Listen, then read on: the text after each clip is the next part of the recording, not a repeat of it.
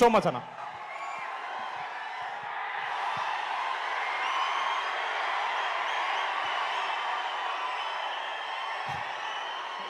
Please అండి, బావగారు ముందు ఫస్ట్ టైం మాడుతున్నాను, చాలా భయంగా ఉంది. ప్లీజ్. థ్యాంక్ యూ అండి. ఈరోజు అందరు వచ్చారు మా ఈవెంట్కి, థ్యాంక్ యూ సో మచ్. నాకు ఈరోజు జనతా గ్యారేజ్ నుంచి ఒక డైలాగ్ చెప్పాలని ఉందండి.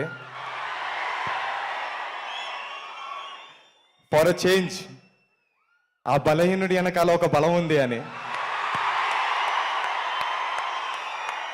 నాకు ఈ మాట ఊరికే చెప్పట్లేదండి. నేను ఇందాక రామ్ చెప్పినట్టు, సంగీత్ చెప్పినట్టు, మేము మ్యాచ్ సినిమా షూటింగ్ అయిపోయిందండి, ప్రమోషన్స్ చేస్తూ ఉన్నాం, కానీ ఎటువంటి బజ్ లేదు మార్కెట్లో. ఆ టైంలో బావగారు ఒక ట్రైలర్ లాంచ్ చేశారండి, కావాల్సినంత బజ్ వచ్చింది, మా సినిమాకి జనాలు వచ్చారు. ఆ తర్వాత మీకు తెలిసిందే, పెద్ద హిట్ అయింది. ఈరోజు మీ ముందు మ్యాట్ 2తో వచ్చాం. థ్యాంక్ యూ సో మచ్ బావా, మీకు ఎప్పటికీ రుణపడిపోయి ఉంటాం. అలానే బావగారు సినిమా చూసిన తర్వాత నాకు ఒక మాట చెప్పారండి, ఈసారి ఈజ్ బాగా పెరిగిందిరా నీలో యాక్టింగ్లో అని. థ్యాంక్ యూ సో మచ్ బావా. ఆ ఈజ్కి కారణం మా డైరెక్టరే బావా. ఎందుకంటే ఆయన ఎప్పుడు డైరెక్టర్గా లేరు, సెట్ పైన ఒక ఫ్రెండ్గా, ఒక మెంటర్గా ఉన్నారు. దాంతోపాటు ఒక వండర్ఫుల్ కో యాక్టర్స్ ఉన్నారు నా పక్కన, ఎప్పుడు ఫ్రెండ్స్గా. విష్ణు మామ కావచ్చు, యాంటోనీ కావచ్చు, కార్తికేయ కావచ్చు, లడ్డు విష్ణువే అండి.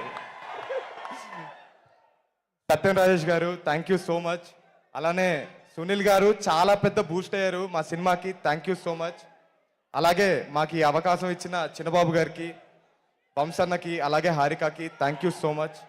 ఇంకా చాలా సేపు అయింది, మీరు చాలా వెయిట్ చేస్తున్నారు. బావగారు చాలా రోజులైంది మాట్లాడి, మేము ఎక్కువ మాట్లాడకూడదు. థ్యాంక్ యూ సో మచ్ అండి, thank you so much.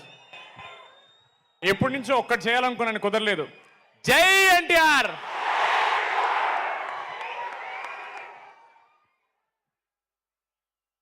Thank you boys and hearty congratulations on the super success of Mad Square. Okay, so మరి ఇప్పుడు పిలిచేద్దామా స్టేజ్ మీదకి. అదిరిపోయేటువంటి స్టెప్పులు వేయాలి.